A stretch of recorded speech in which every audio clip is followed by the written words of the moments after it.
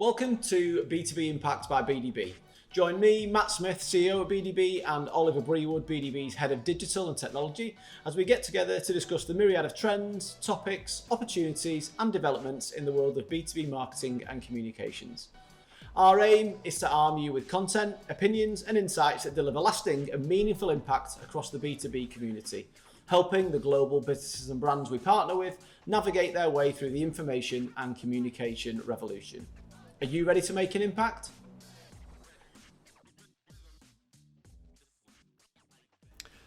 Hi everyone, and welcome to this week's edition of the B2B Impact, where we're going to be speaking about marketing during a recession. Oli, do you want to give us your textbook definition of what a recession actually is for anybody that may be unsure of it? From what I remember from business studies at GCSE, Okay. I believe a recession is when you have 2 successive quarters of negative GDP. Correct. So effectively when trade and industries reduce 2 quarters back to back qualifies as a recession. And for those of you that may maybe be watching the news at the minute and tuning in, the predictions are that it's very much on the cards if we're not already in a recession when this airs. Technically, it's very much a looming recession at the minute. So typically during a recession, tough times are ahead for most people, unless you're in a relatively privileged position, and also puts a lot of pressure on businesses and respective industries across the world. And marketing is certainly an interesting area to explore during a recession. Yeah. And there's various different factors to consider here, but I guess the ultimate reason why marketing always comes to the forefront during a recession, and I know during previous recessions we've been asked by friends, family, contacts, clients, how is everything? Is BDB okay? Are we surviving through the tough times? And that's primarily led because ultimately in most organisations marketing is still seen as a relatively discretionary spend, if you agree. So most discretionary spends are the areas that are trimmed or cut first of all from a P&L perspective. During these tougher times. Any thoughts on that as an opening gambit?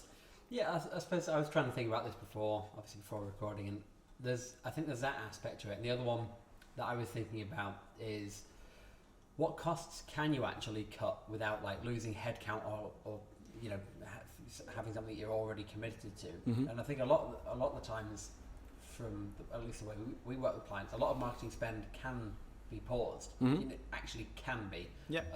Whereas, if you wanted to reduce a sales spend, if you thought for some reason that was a good idea, yep, that would mean losing headcount in most cases. Yeah. Start thinking about software costs, tech costs. You're probably in contract with most of those. They can't be cut. Yep. Likewise, again, unless you want to start slashing headcount across your business, you're kind of stuck in that area. Mm-hmm. Whereas in many cases, I suspect that while you might have some marketing commitments that you're tied into, a lot of those probably can be cut down or reduced, whether that's ad spend cuts or entire campaigns that are paused. Mm-hmm. So if you literally have to, it's probably one of the areas that can actually be cut, whereas many can't be without something more drastic. Yeah, no, completely agree. And I think that's when it comes back to the objectives of the audience groups and who you're working with in your respective sectors during that period, because even describing marketing as a discretionary spend, I think is quite an old school mentality these days. And it's not just because we work in the sector, it's not because we're trying to protect our own income streams here. It's more if you view marketing as a discretionary spend, I'd argue there's something fundamentally probably wrong with that marketing function and the alignment with sales that it obviously produces as well. Why are you spending that money in the first place? Yep. If you're seeing it as something that can be switched off and it's frivolous, why are you actually investing the money to do it in the first place? So surely your idea of doing marketing is to try and bring in more sales, whether that's now or at some point down the pipeline. If it's not that to some extent, what's the actual benefit of it? Absolutely. And again, I think if you start thinking about what the type of spend it is, you've got a corporate website and it's working reasonably well, but you want to freshen it up and add some new branding to it, or just change the way it looks a little bit. Maybe that is a bit more something that could be delayed. But if you're talking about something that is replacing something either that doesn't work or is a campaign that could otherwise be bringing in additional sales, then to me that seems like backwards. Unless you literally have to be able to keep operating as a business. Yep. Then it seems like a backwards mentality to me. And worth emphasising here, we're speaking more about the B2B marketing that we work within. I'm not talking about B2C marketing here, where consumer spending may be on the floor and you're literally don't say wasting your money or wasting your time, but I'm talking here about the B2B world that we live within. And for me, there's a balance somewhere in there of getting the balance right between making a short-term saving, but the long-term implications that could have on your business or brand by reducing your activity, reducing your tactics, or whatever that may be. Particularly if the way I think about this is if you stop advertising, but your competitors don't, you're starting to suddenly lose out quite rapidly on share of voice. To the point where, I found an example talking about this, where a company had, with the 2008 financial crash, had basically increased its marketing spend by 25%, or its advertising outlays by 25%, and just massively increased its share of the market, increasing profit by 14%. Where all its competitors in the same space saw a 10% decline. Well, I think it's that concept of there's in everyday life at the minute, there's an awful lot of noise out there, but during the recession, as you say, if everybody's cutting back their spend, you could potentially have an opportunity to capitalise on quieter areas. Obviously, you need the capital, you need the cash, you need the funding to be able to take advantage of that opportunity, but there is an opportunity there for the right businesses and brands who are geared in the correct manner, where they can ride out the recession whilst and you continuing can also to start grow. trying to be smarter about your spend as well. I'm not saying you shouldn't be doing that anyway, but if you do need to be more economical about it, you could think more carefully about where it's going and try and focus on the things that are more likely to give you that return, and less likely to be more frivolous. I think that's an interesting point, actually, because in relation to reviewing or revising or revisiting your marketing strategy during that period, it's not as simple as a financial director or a CFO might just say turn off the spend, reduce it, done. That's something we can cut out immediately. But I think the opportunity to sit down as a communications team or a RevOps team or whatever you're set up and geared towards, and actually revise the strategy. It's not a case that we get the best return for our investment. Is there a more cost-effective way to generate the impact or the outcomes that you're looking to generate? But more often than not, particularly on the finance side, or when I was in the finance side, it was just cut. There was no consideration or consultation, which again, that's going back a few years for me, but that was very much showing the disconnect between the C-suite, the finance, and the marketing, the role of marketing within B2B and within businesses. And I think that has evolved over the period now, but I still think I bet 8 out of 10 businesses will probably just cut immediately rather than consult in the first place about what the objective of that spend is. I guess in terms of, if you are revising that marketing strategy during a recession, I guess that channel assessment's important in terms of where you put in your investment, but also has anything changed around where your target audiences can be found during a recession? Are they more online, more offline? Are they so on and so on? Yeah, so I guess we saw obviously a lot of that during 2020 with the pandemic, which I think we also dipped into recession during. I can't speak for every country on earth, but let's just say generally we probably did. And at that point, obviously, the type of channels that people were using drastically changed, because suddenly lots of people were working from home, which is still the case for many people today. So I think it's always important to start revisiting that and think about, has that changed? Have things moved on in the year since you might have set the plan? And based on the results you've seen to date, does it still make sense to put that spend where it's currently going, or would it make sense to revise it, particularly in light of trying to make more effective use of budgets? So I think I saw an article talking about how ABM could be potentially a route to go down, where you know who you're trying to get to instead of casting the net wide. Obviously that depends on the nature of the business and who how big an opportunity each sale could potentially be. But I know for some clients we've seen that be an incredibly effective use of spend. Also a lot of investment of time goes into that as well, though, doesn't it? Because you think about the level of investment you need into ABM. I've seen it being talked a lot and almost linked in various articles and publications at the minute that ABM could be the answer to marketing during a recession, but I'm not saying it wouldn't be, but I think there's a challenge to that in terms of the time and monetary investment, and sometimes that's a longer term play as well, isn't it, in terms of that brand building. I think it depends very much where you are in the market, how well known you are, how good your solution is, and how much it stands out versus competitors. I know an example we did a couple of years ago, then we had tremendous results from that campaign, probably better ROI than we could have got from any other channel.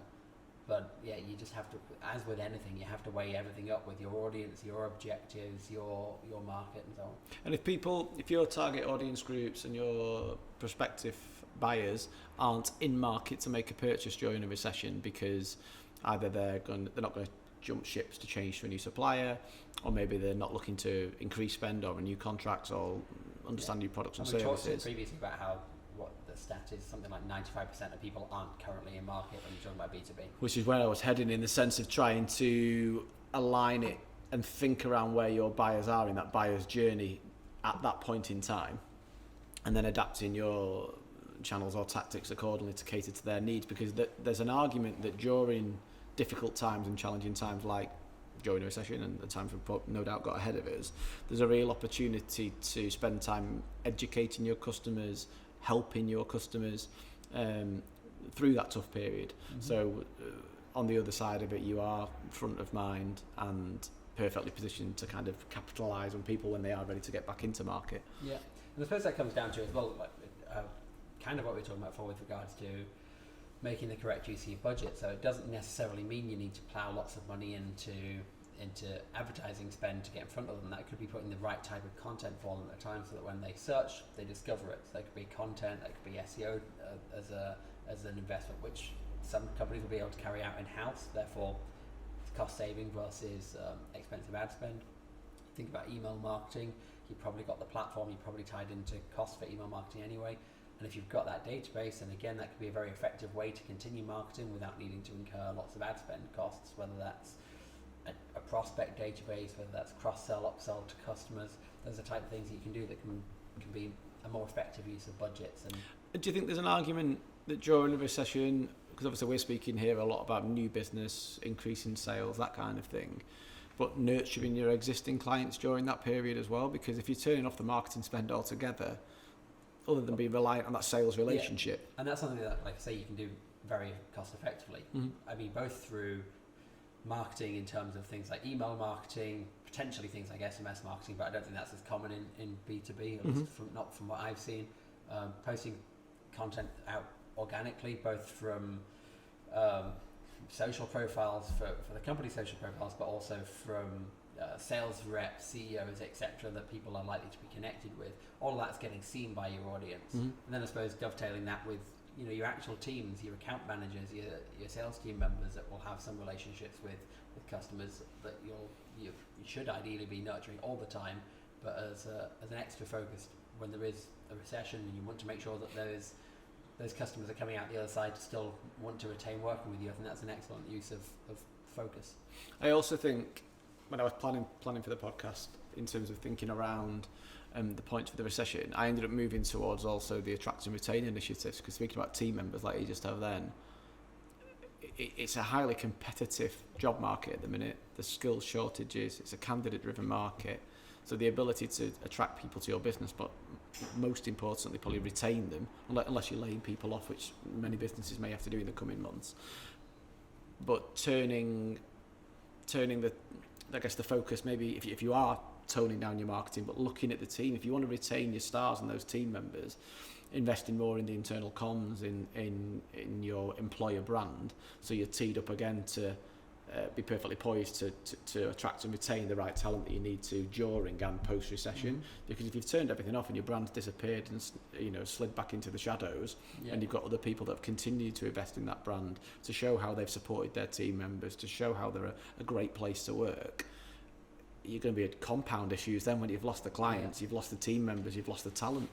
Yeah, I don't know if the stats out there about this, but I wonder how long you have to have like zero or little marketing presence before people start to forget that you even exist. Yeah. And I guess if you're a big established player, potentially that you could ride that out longer. But if that's really true, why are Coke constantly advertising? Because everybody knows Coke, and Coke are omnipresent absolutely everywhere, but they're still ploughing absolutely millions into advertising. It's that point of being top of mind, isn't it? Though I mean, it's a phrase that's used very often, and you don't necessarily have to be top of mind, but you need to be visible.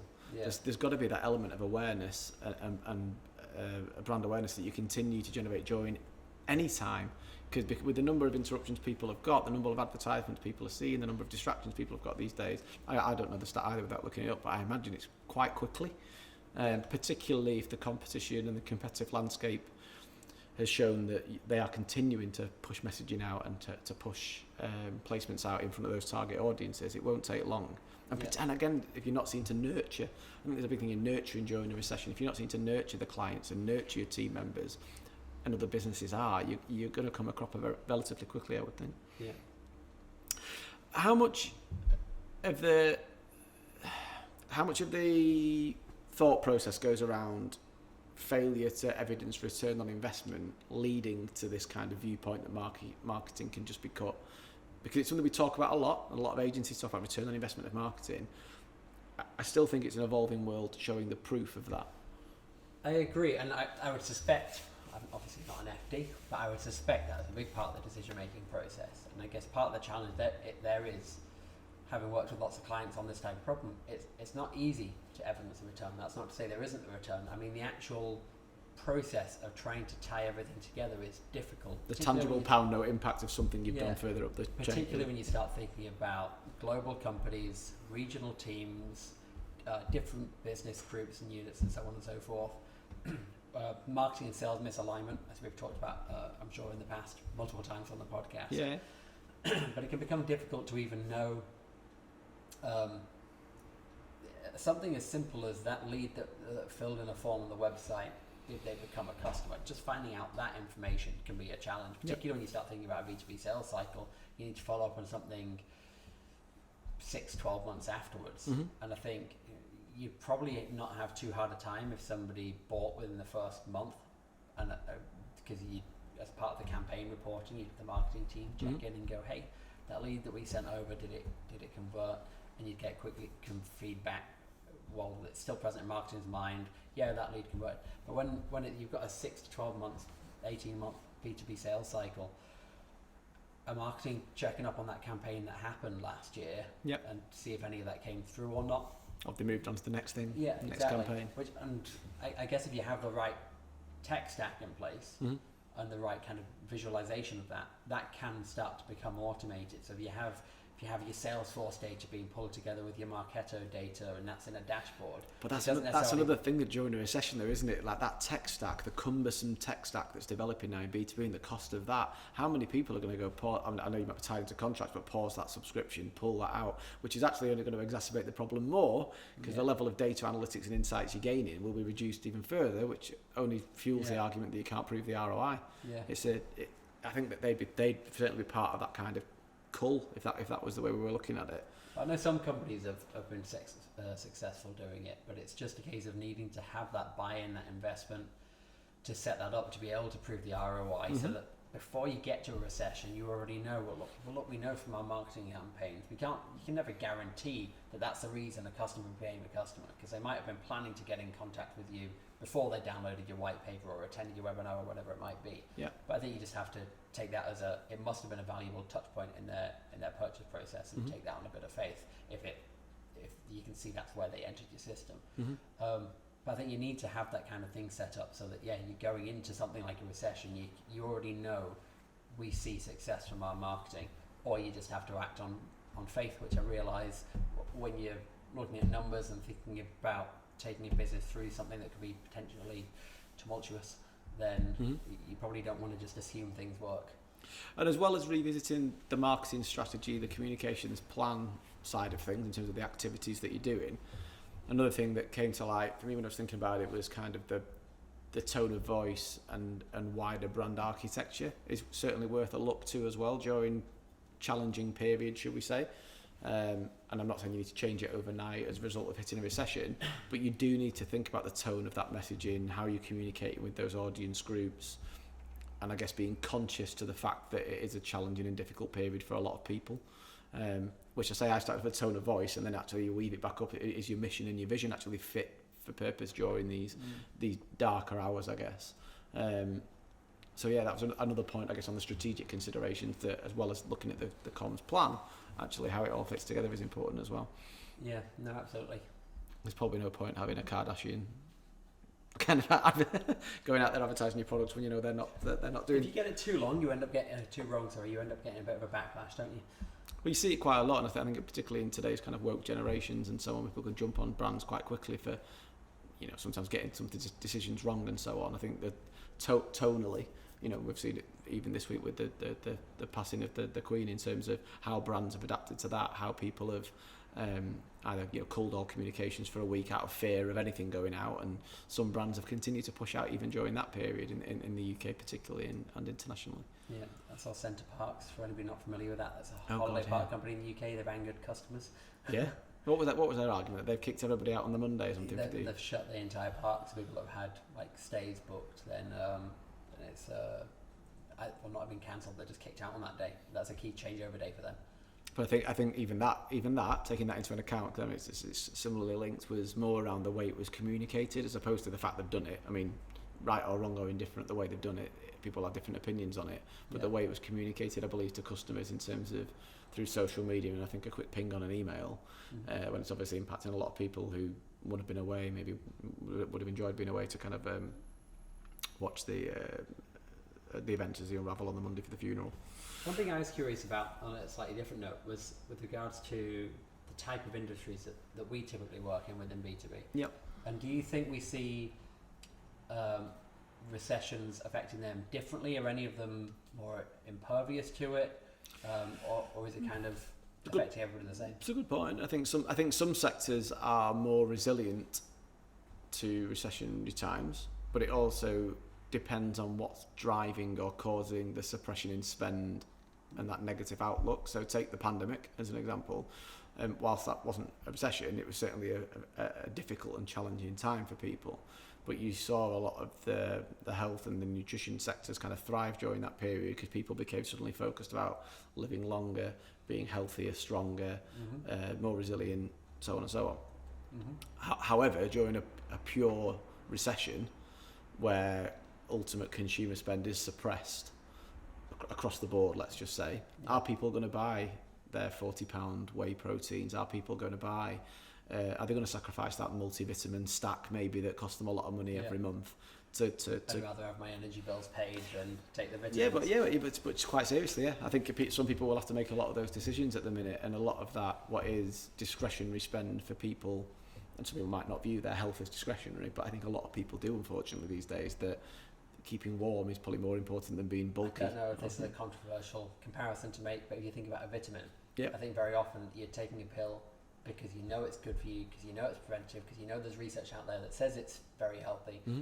I think very often you don't have anything to prove for it.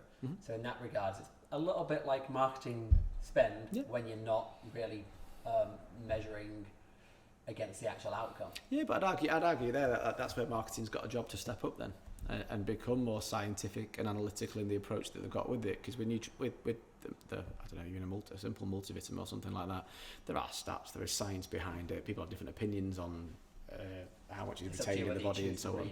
Yeah, absolutely. But I think that's where marketing's got a real job to do during these periods, to not immediately in a recession, but in the run up to these difficult times and in the years that precede them, to make it clear that it's not marketing. That's what I always come back to. It's ultimately it's what drives your sales in your business, or what supports it, certainly. And that's why I keep coming back to revenue operations at various points across the podcast at the minute, that think of it more as a revenue generating function. And would you turn off your sales? No. But you're kind of doing that. So by looking at it in that manner, if you're actually just totally suppressing revenue by switching marketing off, and if you don't view it like that, go back to the drawing board. What's broken again? So something. That's why I think you are seeing, like you say, you see more and more of that these days. That you've got a revenue officer that oversees both of them, or they're just very aligned teams. I know. I think I might have talked about it in the past, but I know of companies where they have a marketing person embedded within certain sales teams. So you'd have a handful of sales team, and each one of those has an assigned marketing person to make sure that those teams are aligned, because they are the same function. They're different ends of the same spectrum, effectively. And if you turn off one, you are hampering the other. Can the salesperson pick up and start cold calling? Of course they can. But the success rate of a cold call from a company when you're calling somebody that's never even heard of you is significantly lower than calling somebody that's engaged, heard of you, engaged with your content, attended a webinar. You pick up the phone to that person, they're much more likely to answer the call. But I also think that's probably a good point to kind of move towards wrapping up on, in a way. But speak to your customers, speak to your buyers, speak to your networks to understand what's going on within your space, because I think a lot of people will sit there and assume everything's going to get cut, or assume things are going to go down, and how many FDs that are culling marketing spends have actually spoke to the customers to understand what's going on in their worlds, proactively get on the phone with the customers to understand our budget's going to be cut, is activity going to be reduced, and if so, across what channels, but be there as that kind of consultative, trusted advisor to be part of that conversation with them, rather than waiting for kind of the plug to be pulled at a later point, because I think you can work with clients to be a lot more clever about proving the ROI, but also being smart about where your priorities are based across that marketing mix. Yeah. Are there any other points you wanted to bring through on this one, Oli? Not off the top of my head. Good stuff. Well, hopefully there aren't too many dark times ahead, and hopefully there's any a bit dark time ahead aren't too long. Well, yeah, to be honest with you, that'll be the case. But I think there's some good tips there to think about. I think one of the key things for me is don't be afraid to revisit that marketing plan, just because it's a marketing plan you pulled together 12 months ago that you thought was fine and fit for purpose in that environment. Things change rapidly, things change quickly. If you are a marketeer out there, fight for your marketing spend, fight for the proof of the worth and the value that you bring to the table. And yeah, hopefully you've enjoyed the episode and learned something along the way. So we'll see you next time on the B2B Impact.